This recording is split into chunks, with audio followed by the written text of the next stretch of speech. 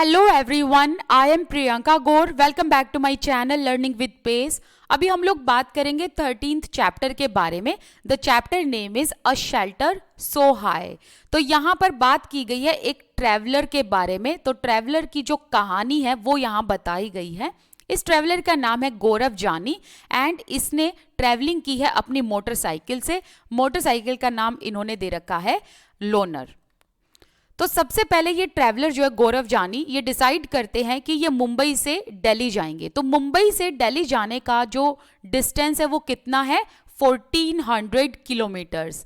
And गौरव जानी अपनी motorcycle से राइड करके ही जाते हैं।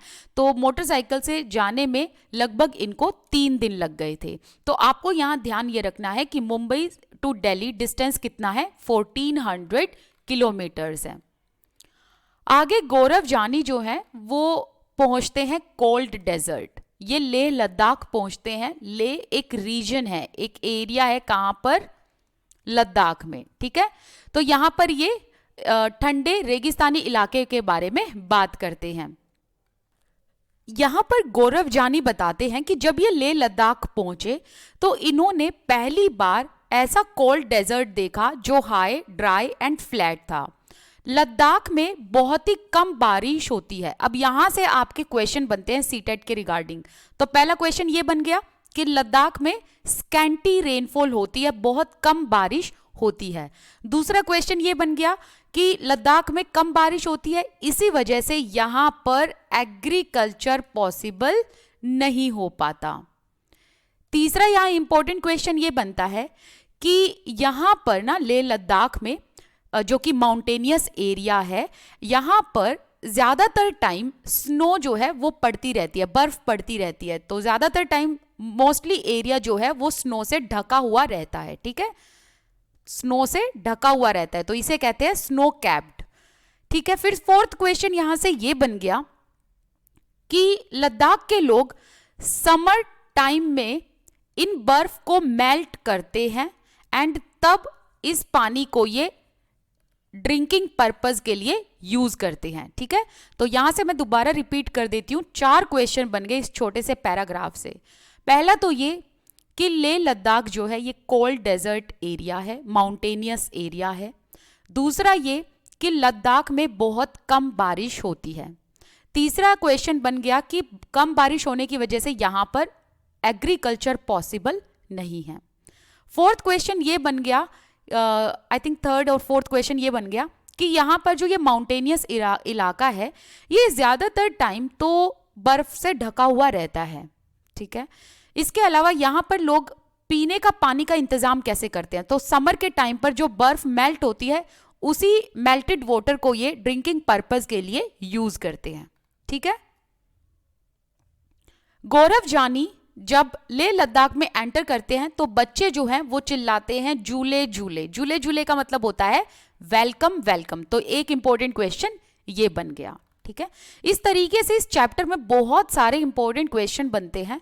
तो आपने ये जो चैप्टर है ध्यान से पढ़ना है, यहां से 1-2 क्वेश्चन आते ही आते हैं। अब आप बच्चों को बताओगे कि सभी डेजर्ट हॉट नहीं होते, हर एक रेगिस्तानी इलाका गर्म नहीं होता एंड रेतीला नहीं होता। कुछ रेगिस्तानी इलाके ऐसे भी होते हैं जो ठंडे होते हैं, जैसे कि हमने लद्दाख की बात की। तो ये सब बच्चों को आप बताएंगे। अब गौरव जानी बताते हैं कि उनको ना लद्दाख में रहने वाला एक ताशी है अपने घर पर लेकर जाता है। अब गौरव जानी यहां बताते हैं कि उनको लद्दाख में एक ताशी नाम का आदमी मिला और ये ताशी जो है ये गौरव जानी को ये बताते हैं कि लद्दाख में लोग कैसे रहते हैं। तो गौरव जानी ने ताशी के घर पे क्या क्या देखा वो यहां बताया है, जो आपसे एग्जामिनर डायरेक्टली क्वेश्चन पूछ लेगा। तो सबसे पहले आपको ये ध्यान रखना है कि लद्दाख में जो ग्राउंड फ्लोर है, ग्राउंड फ्लोर में इनके एनिमल्स रहते हैं एंड ये नेसेसरी चीजों को यहीं पर स्टोर करते हैं। तो सबसे पहले यहां पर इस पैराग्राफ में क्वेश्चन ये बन गया कि लद्दाख में जो ग्राउंड फ्लोर है वहां पर इनके एनिमल्स रहते हैं एंड ये नेसेसरी चीजों को यहां पर स्टोर करके रखते हैं। नेक्स्ट इंपॉर्टेंट पॉइंट ये हो गया कि जब ज्यादा ठंड पड़ जाती है तो ये लोग भी फिर डाउनस्टेयर्स चले जाते हैं, मतलब अगर ज्यादा ठंड पड़ गई तो लद्दाख में जो लोग हैं वो भी फिर ग्राउंड फ्लोर पर आकर रहने लग जाते हैं ठंड से बचने के लिए। ग्राउंड फ्लोर पर एक भी विंडो नहीं होती है, क्यों? क्योंकि वैसे ही इतनी ठंड पड़ती है और विंडो की वजह से हवा आएगी, ठंड लगेगी, तो इसीलिए इन्होंने ग्राउंड फ्लोर पर एक भी विंडो नहीं बनाई हुई होती है। एंड जो इनकी छत है ना, घरों की जो छत है वो काफी ज्यादा स्ट्रोंग है, जो कि इन्होंने एक पेड़ की थिक ट्रंक से बनाई हुई है। और ये जो थिक ट्रंक है इसलिए यूज किया हुआ है ताकि ठंड से बचा जा सके। आगे गौरव जानी कहते हैं कि मैंने ताशी के घर पर यह नोटिस किया कि यहाँ पर लद्दाख में जो लोग हैं वो ना अपनी नीड के अकॉर्डिंग अपने घर को स्पेशल तरीके से बनाते हैं। जैसे कि ठंड से बचने के लिए इनकी जो दीवारें होती हैं काफ़ी मोटी हैं, जो फ्लोर है वो वुडन है, लकड़ी का बना हुआ है, इनफैक्ट जो सीलिंग है वो भी वुडन की है ताकि ये ठंड से बचे रहें। तो ये भी इंपॉर्टेंट क्वेश्चन बनता है।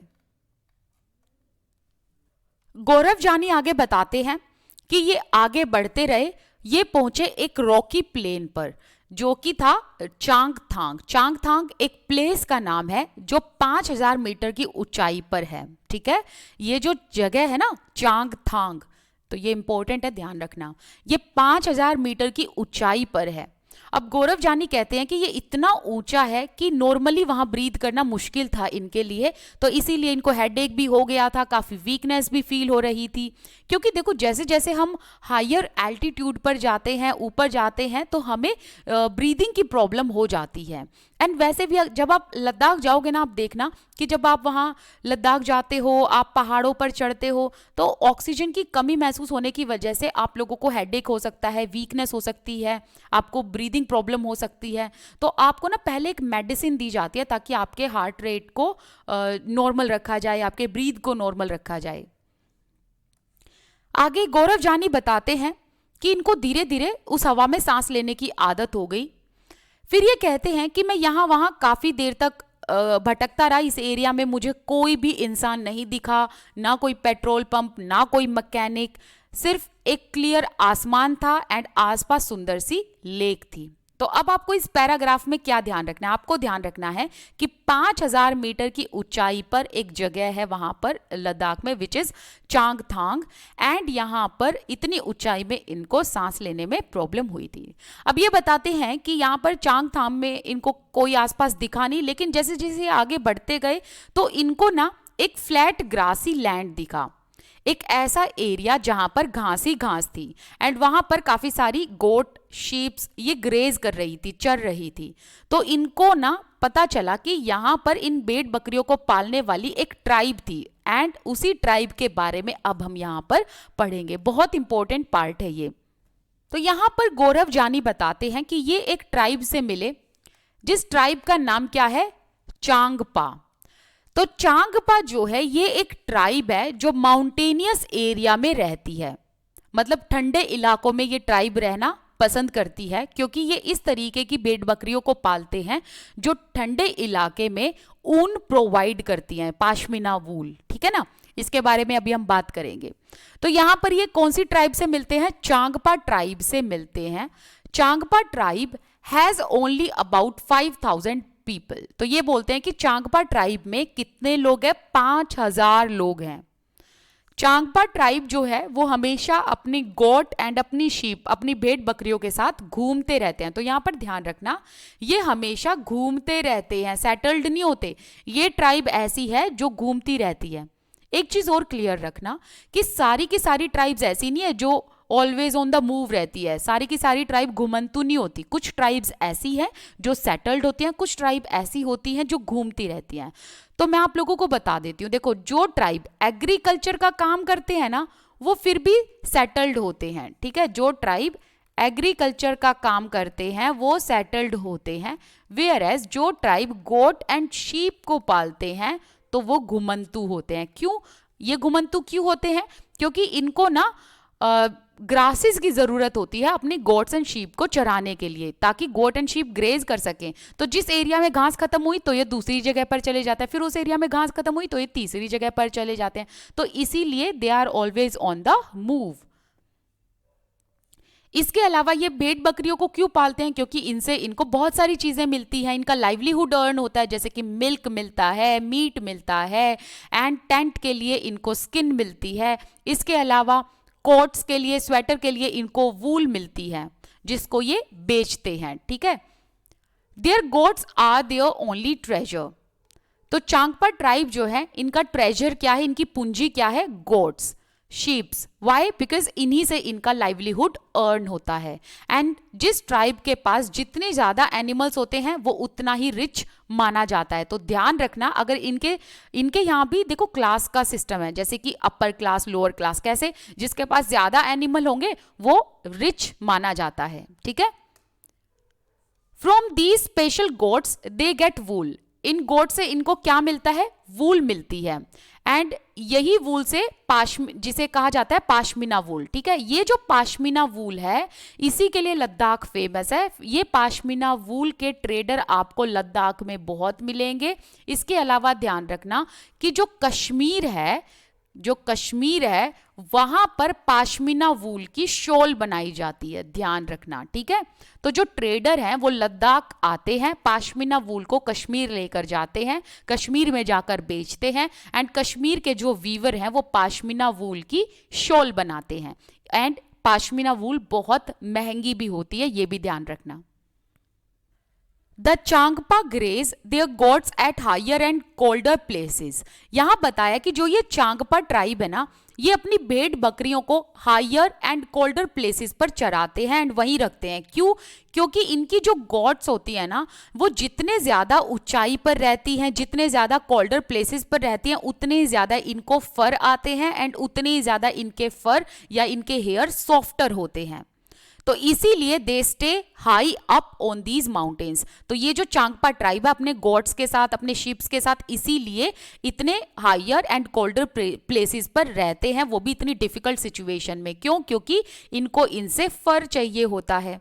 ठीक है, एंड एक चीज और यहां ध्यान रखना कि इनका ये लाइवलीहुड है, जो गॉट एंड शीप है ना, इन्हीं से इनका लाइवलीहुड अर्न होता है। तो इसीलिए इनको इतने हायर एंड कोल्डर प्लेसेस पर रहना पड़ता है। अब यहां पर बात कर लेते हैं कि आपको याद कैसे रखना है ये पैराग्राफ। देखो, सबसे पहले आपको ध्यान रखना है क्वेश्चन जो एग्जामिनर आपसे पूछेगा, चांगपा क्या है? एक ट्राइब है। कैसी ट्राइब है? Always on the move. That means ये घुमंतु ट्राइब है। ठीक है, एंड कहाँ रहते हैं? ये माउंटेनियस एरिया पर रहते हैं, ठंडे इलाकों में रहते हैं। इसके अलावा इस ट्राइब में कितने लोग हैं? 5000 लोग हैं। ये हमेशा अपनी गोट एंड शीप के साथ रहते हैं। गोट एंड शीप से इनको क्या मिलता है? Milk, meat, skin and tent for the wool, skin for the tent and wool for the coat and sweater. फिर आपको ध्यान रखना है कि इनकी गोट्स वगैरह ही इनका ट्रेजर है। क्यों? क्योंकि इन्हीं से इनकी जिंदगी चलती है। क्योंकि मिल्क, मीट एंड जो भेड़ बकरियों की स्किन है, वूल है, इनको ये बेच देते हैं, फिर इनको उसके बदले पैसा मिलता है। नेक्स्ट आपको ये ध्यान रखना है कि जो ये चांगपा ट्राइब है, इनमें से जिसके पास ज्यादा एनिमल होते हैं वही उतना रिच होता है, उतना अमीर माना जाता है। एंड इन गोट से इनको मिलती है पाशमीना वूल। ये पाशमीना वूल जो है कश्मीर में बेच दी जाती है, वहीं पर पाशमीना शॉल बनाए जाते हैं। चांगपा ट्राइब जो है वो अपनी भेड़ बकरियों को कहां पर चराते हैं? हायर एंड कोल्डर प्लेसेस में। हायर मतलब ज्यादा से ज्यादा ऊंचाई पर। क्यों? क्योंकि अगर ये गोट जितना ऊंचाई पर रहेंगे, जितना ठंडे इलाकों में रहेंगे, इनके उतने ही ज्यादा सॉफ्टर हेयर होते हैं एंड ज्यादा से ज्यादा हेयर इनके ग्रो होते हैं। एंड गर्मियों के टाइम पर जो इनके हेयर्स होते हैं ना, वो झड़ जाते हैं, ध्यान रखना। ठीक है, सर्दियों में इनके जो फर हैं वो ज्यादा से ज्यादा ग्रो होते हैं एंड जितनी ठंड में रहेंगे उतने ज्यादा सॉफ्टर हेयर होंगे।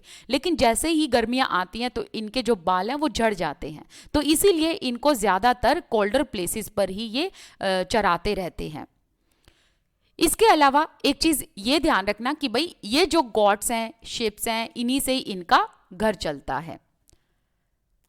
आगे गौरव जानी बताते हैं कि जो चांगपा ट्राइब है ये हमेशा घुमंतु होते हैं, ये सेटल्ड नहीं होते।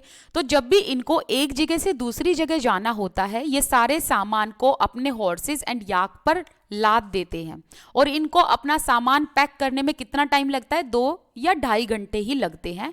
And within no time ये अपना टेंट भी एक जगह पर चूजन प्लेस पर गाड़ देते हैं, वहीं अपना सामान अनपैक कर लेते हैं एंड वहीं पर ये कुछ दिनों तक फिर रहते हैं। तो यहाँ पर बात की गई है इनके टेंट के बारे में।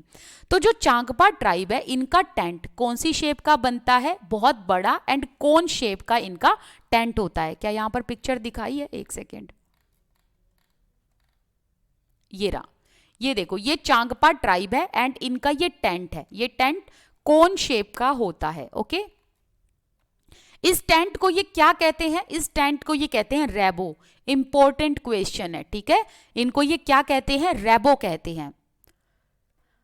आगे गौरव जानी कहते हैं कि जो इनका टेंट है जिसको ये रेबो कहते हैं, इस टेंट को ना ये कैसे बनाते हैं, ये ना पहले कुछ पट्टियां बनाते हैं, ठीक है, स्ट्रिप्स बनाते हैं। ये जो पट्टियां हैं ये कैसे बनती हैं, याक के हेयर से बनती हैं। फिर इन पट्टियों को ये एक साथ स्टिच कर देते हैं, उनकी सिलाई कर देते हैं।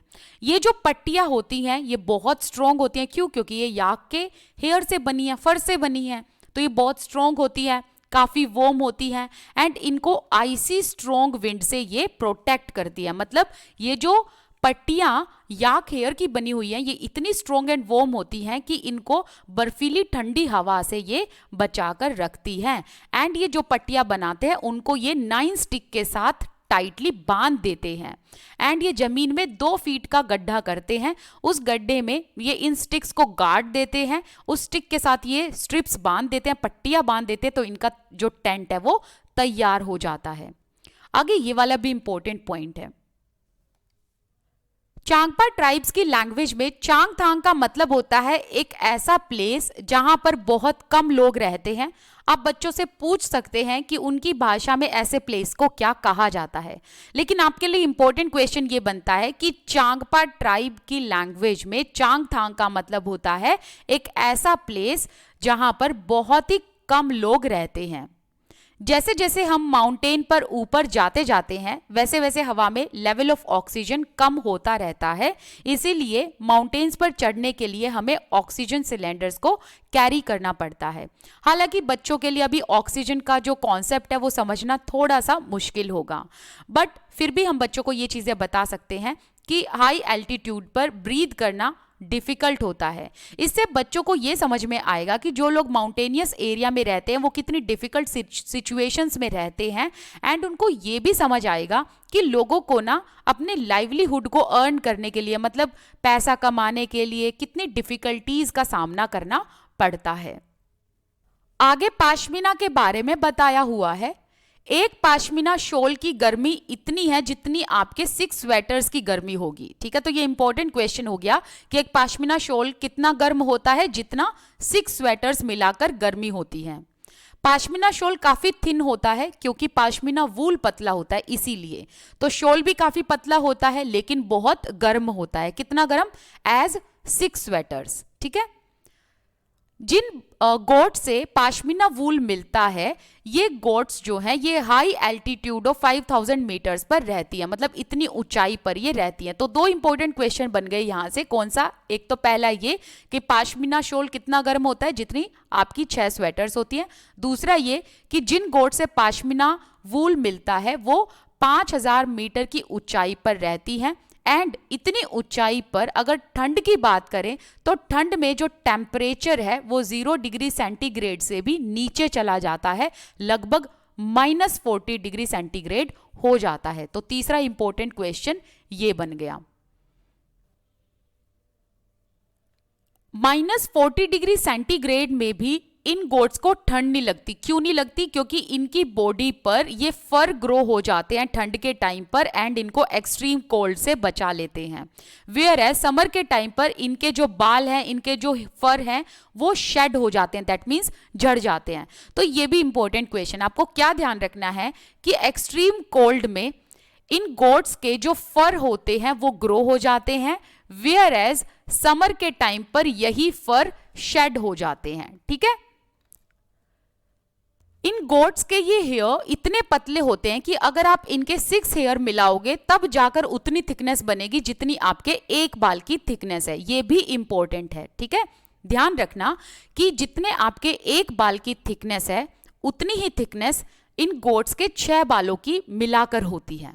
ओके, ये जो बाल होते हैं ना, इनके जो फर होते हैं, इनको ना मशीन में नहीं वूव किया जा सकता, बल्कि जो कश्मीर के वीवर हैं वो हाथों से इसको बुनते हैं, शॉल को हाथों से बनाते हैं, मशीन से नहीं बनाते। एंड ये काफी लॉन्ग एंड डिफिकल्ट प्रोसेस होता है। एक प्लेन शॉल को बनाने के लिए 250 घंटे लगते हैं। इंपॉर्टेंट क्वेश्चन है। फिर इसके बाद इस शॉल पर एम्ब्रॉयडरी की जाती है। तो काफी लॉन्ग प्रोसेस है, काफी डिफिकल्ट प्रोसेस है, इसीलिए पाशमीना शॉल इतने महंगे होते हैं। आगे जो गौरव जानी है वो बताते हैं कि इन्होंने रेबो टेंट देखा। वो इतना बड़ा था जितना मुंबई के फ्लैट में एक रूम होता है। It was held up by 2 wooden poles in the middle. इसको जो है किस तरीके से बना रखा था, जैसा कि हमने ऊपर पढ़ा कि जो पीसेस हैं उनको स्टिच कर दिया जाता है एंड 9 तरीके से ऐसे जो स्टिक्स हैं वो गाड़ दी जाती है जमीन में 2 फीट की गहराई में। लेकिन बीच में भी एक यहाँ पर क्या होता है, इनका एक मिडिल वुडन पोल होता है जो इस टेंट को पकड़ के रखता है। इसके अलावा इनके टेंट में ना जो है चूल्हे का स्मोक हो जाता है, लेकिन वो स्मोक बाहर निकल जाए इसीलिए ये अपने टेंट में क्या करते हैं, एक ओपनिंग छोड़ देते हैं, एक छेद कर देते हैं ताकि जो स्मोक है वो बाहर निकल जाए। The design of this tent is more than 1000 years old and जो ये डिजाइन बनाते हैं ये हजारों सालों से बनाते आ रहे हैं, मतलब 1000 साल पुराना है। एंड ये जो टेंट है इनको एक्सट्रीम कोल्ड से बचाकर रखता है। किनको, कौन से ट्राइब को, चांगपाज ट्राइब को। ध्यान रखना ये क्वेश्चन भी आ सकता है, चांगपा ट्राइब जो टेंट बनाते हैं उस टेंट को क्या कहा जाता है, रेबो कहा जाता है। देखो यहां पर जैसा हमने देखा कि सर्दियों में -40 डिग्री का जो है -40 डिग्री सेंटीग्रेड में जो है टेम्परेचर चला जाता है। तो यहाँ पर जो विंड ब्लो होती है वो 70 किलोमीटर पर आवर की रफ्तार से होती है। तो देखो कितना, इतना ठंड में रहना इनके लिए कितना मुश्किल होता होगा। रेबो के आसपास ही ये एक ऐसी जगह बनाते हैं जहां पर इनकी शीप एंड गोट्स रहती हैं। चांगपाज कॉल द प्लेस लेखा। देखो ध्यान रखना कि अगर हम रेबो की बात करें तो रेबो एक टेंट है जहां पर चांगपाज ट्राइब रहते हैं, ठीक है। अब ये चांगपाज ट्राइब इसी रेबो के आसपास इनकी गोट्स होती हैं एंड जिन प्लेसेस पर ये अपनी गोट्स को रखते हैं एंड अपनी शीप्स को रखते हैं उसे क्या कहते हैं, उसे कहते हैं लेखा, ठीक है। इंपॉर्टेंट है ये, ध्यान रखना। We can discuss with children that there are different kind of houses in different regions. हम बच्चों से ये भी डिस्कस करें कि मौसम के हिसाब से मतलब रीजन टू रीजन घर जो है अलग अलग तरीके से बने हुए होते हैं। क्यों? क्योंकि हर एक एरिया का मौसम, हर एक एरिया का वेदर अलग अलग होता है। ठंड में, ठंडे इलाकों में आपको अलग तरीके से घर मिलेंगे देखने को, एंड जो मेट्रोपॉलिटन सिटीज़ हैं जहाँ पर हर सीजन में, जैसे दिल्ली की अगर हम बात करें, गर्मियों के टाइम पर बहुत गर्मी, ठंड के टाइम पर बहुत ठंड, तो इन एरियाज की बात करें तो यहाँ पर अलग तरीके से घर बने हुए होते हैं। तो हमें बच्चों को बताना है कि एरिया टू एरिया जो घर बनाने का तरीका है वो बदल जाता है एंड ये डिपेंड करता है वहाँ के क्लाइमेट पर, इकोनॉमिक कंडीशन पर एंड आसपास कितना लोकल मटेरियल अवेलेबल है, स्टोन, मड, वुड कितना अवेलेबल है, उस हिसाब से डिपेंड करता है। तो ये क्वेश्चन आपसे एग्जामिनर भी डायरेक्टली पूछ लेगा। The walls of लेखा are made with stones. तो लेखा दैट मीन्स एक ऐसा प्लेस जहां पर ये अपनी शीप्स एंड गोट्स को रखते हैं। लेखा कहां पर बनाया जाता है? रेबो के पास में ही बनाया जाता है। लेखा किससे बनता है? स्टोन से बनता है। एंड रेबो किससे बनता है? ये जो स्ट्राइप्स होती हैं, जो याक के जो हेयर होते हैं उसके स्ट्राइप्स को जो है सील दिया जाता है तब बनता है। वेयर एज लेखा की अगर हम बात करें तो ये पत्थरों का, स्टोन का बनाया जाता है। Each family put a special mark on their own animals. तो एनिमल्स इनके एक दूसरे में मिक्स ना हो इसीलिए अब जो फैमिलीज है वो अपने रिस्पेक्टिव एनिमल्स पर एक स्पेशल तरीके का मार्क लगाकर रखते हैं, एक आइडेंटिटी मार्क होता है। The women and young girls count and take the animals out of the लेखा। एंड वीमेन का एंड यंग गर्ल्स का बेसिकली औरतों का काम होता है कि वो एनिमल्स की देखभाल करती हैं। एंड यहाँ पर 0 डिग्री सेंटीग्रेड के बारे में तो हमने बात कर ही ली है। आगे देखते हैं। अब गौरव जानी कहते हैं कि इन्होंने ले से एक डिफरेंट रूट लिया। अब ये जा रहे थे श्रीनगर, तो ये श्रीनगर गए वाया कारगिल, कारगिल से होकर ये श्रीनगर गए। अब ये कहते कि मैंने श्रीनगर में कुछ दिन बिताया एंड वहां पर जो घर बने हुए थे उन घरों ने मेरा दिल ले लिया, क्योंकि बहुत सुंदर घर बने हुए थे।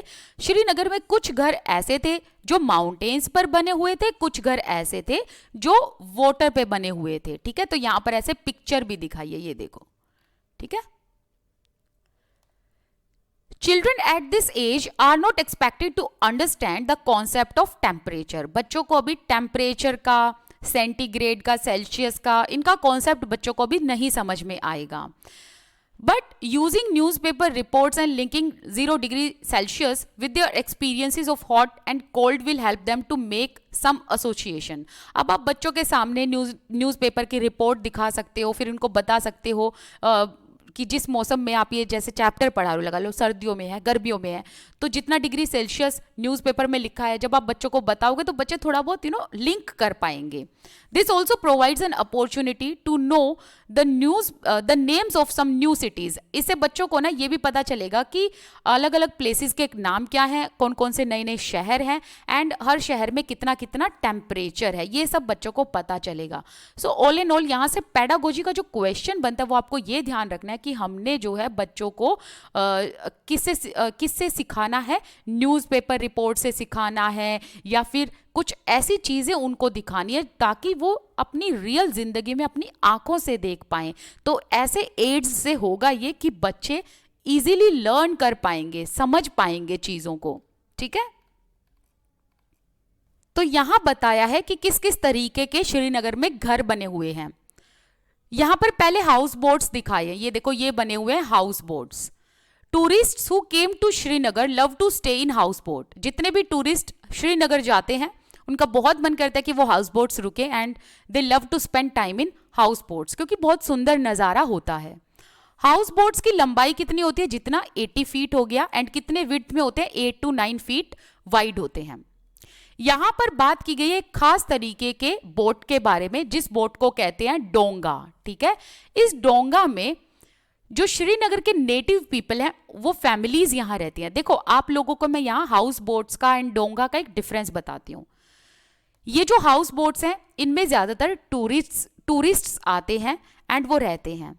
डोंगा में या श्रीनगर में जो फैमिलीज होती हैं वो रहती हैं। ठीक है, ये जो डोंगा है ये कहाँ बने हुए होते हैं, डल लेक पर एंड झेलम रिवर पर। इंपॉर्टेंट पॉइंट आ गया, डोंगा जो है वो डल लेक एंड झेलम रिवर पर बने हुए होते हैं। डोंगा बोट जो है ये अंदर से ऐसे घरों की तरह होते हैं, जैसे घर में आप डिफरेंट डिफरेंट रूम देखते हो वैसे ही इस डोंगा में भी आपको अलग अलग रूम देखने को मिलेंगे। यहाँ पर आप देख रहे हो एक जिक्सो पजल से ब्यूटीफुल कार्विंग की गई है। ठीक है, ये जो ब्यूटीफुल कार्विंग है ये वुड पर की गई है एंड ये जो कार्विंग है ये हाउस बोट्स पर या बड़े बड़े घरों में देखने को मिलती है। इस कार्विंग को क्या कहा जाता है, खत्म बंद कहा जाता है। एक और इंपॉर्टेंट क्वेश्चन आ गया, खत्म बंद का मतलब क्या होता है, एक ऐसा पैटर्न, देखो ये जो पैटर्न बना रखा है ना, एक ऐसा ये पैटर्न, ठीक है, जो कि जिक्सो पजल की तरह होता है। खत्म बंद एक ऐसा डिजाइन, एक ऐसा पैटर्न है जो जिक्सो पजल की तरह होता है एंड ये कहां बनाया जाता है, हाउस बोट्स की सीलिंग पर बनाया जाता है, छत पर बनाया जाता है। यहां पर देखो ये इस तरीके के घर गांव में मिलते हैं। तो ये जो कश्मीर के गांव है वहां पर ऐसे घर बनाए जाते हैं जहां पर पत्थरों को काटकर एक दूसरे के ऊपर रखा जाता है एंड देन पत्थरों को मिट्टी का लेप कर दिया जाता है।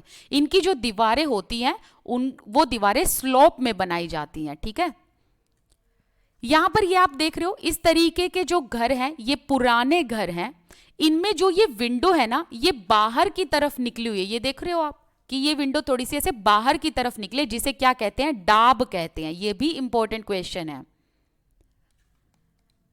एंड ये वुड पैटर्न देखो कितना सुंदर लग रहा है, यहां पर ऐसे खिड़की से बैठकर बाहर का बहुत अच्छा नजारा दिखता है।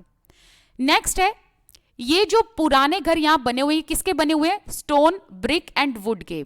इन घर की खास बात क्या है, ये स्टोन, ब्रिक एंड वुड के बने हुए हैं एंड जो डोर एंड विंडोज है इनमें आप देखोगे तो ब्यूटीफुल आर्चेज हैं, दैट मीन्स मेहराब। ये मेहराब के बारे में याद हो तो हमने कहाँ बात की थी, गोलकोंडा फोर्ट में, जो कि है हैदराबाद में। गोलकोंडा फोर्ट में भी जो है हमने देखा था बहुत सारे आर्चेज थे, बहुत सारे मेहराब थे, है ना। तो ये जो होती है ना, ये बेसिकली इसको मेहराब कहते हैं। ये देखो ऐसे आर्च में जो ये बना रखा होता है। ओके, अब मैं आपको दोबारा बता देती हूँ आपको क्या क्या ध्यान रखना है श्रीनगर में। सबसे पहले ये ध्यान रखना है, हाउस बोट्स जो हैं वो 80 feet long and 8 to 9 feet wide होती हैं। यहां पर टूरिस्ट आकर रहना पसंद करते हैं। नेक्स्ट है डोंगा बोट। यहां पर श्रीनगर की फैमिलीज रहती हैं। डोंगा बोट जो है इसमें रूम्स डिवाइड होते हैं। घर में जैसे आप अलग अलग रूम देखते हो ना, वैसे ही इस बोट में भी रूम होते हैं। एंड ये जो डोंगा बोट है ये डल लेक एंड झेलम रिवर पर बनाई जाती है। नेक्स्ट है हाउस बोट की सीलिंग पर आप इस तरीके के पैटर्न देखेंगे। इन पैटर्न को कहा जाता है खत्म बंद एंड ये जिग्सो पजल की तरह बने हुए होते हैं। कश्मीर के गांव में आप देखेंगे कि ऐसे घर बने हुए हैं जिसमें पत्थरों को काट काट कर एक दूसरे के ऊपर रखा जाता है एंड देन पत्थरों पर फिर मिट्टी का लेप कर दिया जाता है एंड जो इनकी रूफ होती है वो स्लोप होती है। ये देखो ये स्लोप, ठीक है। नेक्स्ट है श्रीनगर में ऐसे घर भी पाए जाते हैं जहां पर जो दीवारों से बाहर होती हैं खिड़कियां एंड इन्हीं को क्या कहते हैं, डाब कहते हैं। यहां से बैठकर बाहर का अच्छा नजारा लिया जाता है। इसके अलावा कुछ ऐसे घर भी होते हैं जो stone, brick and would in 3 चीजों से मिलकर बने हुए होते हैं। एंड यहाँ की विंडोज में आप देखोगे तो ऐसे जो घर जो स्टोन, ब्रिक एंड वुड के बने हुए ऐसे घरों में आपको मेहराब देखने को मिलेंगे, आर्चेस देखने को मिलेंगे।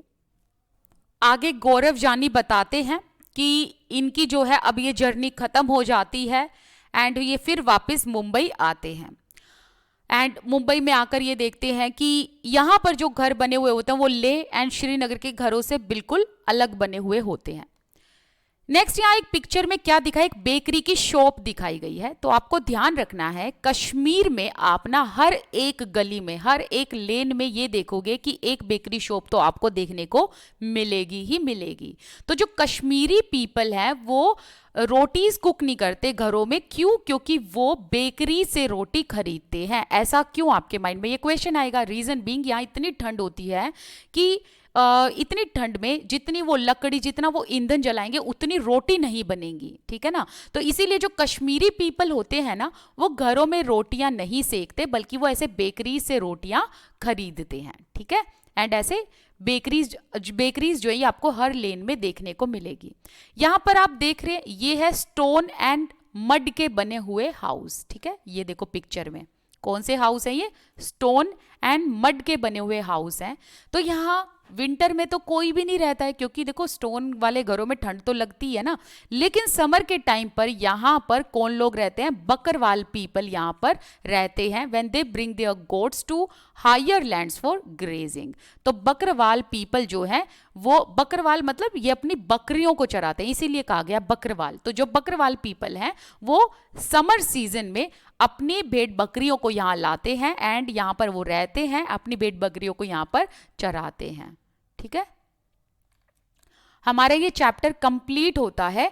आई नो ये चैप्टर बहुत ज़्यादा लंबा था लेकिन ये चैप्टर बहुत इंपॉर्टेंट है। इस वीडियो को 1, 2, 3 बार देखना क्योंकि यहाँ से क्वेश्चन तो ज़रूर आते ही आते हैं। कोई डाउट है कमेंट सेक्शन में लिखिएगा। Thank you so much for watching this video. आप मेरे साथ टेलीग्राम, इंस्टाग्राम पर जुड़ सकते हैं। दोनों के लिंक, यूज़र नेम मैंने डिस्क्रिप्शन बॉक्स में दिए हुए हैं। इसके अलावा आप अपनी डिस्प्ले पर भी इंस्टाग्राम एंड टेलीग्राम के यूज़र नेम देख सकते हैं। I wish you all the best. Keep learning. Thank you so much for watching this video. Thank you. Bye-bye.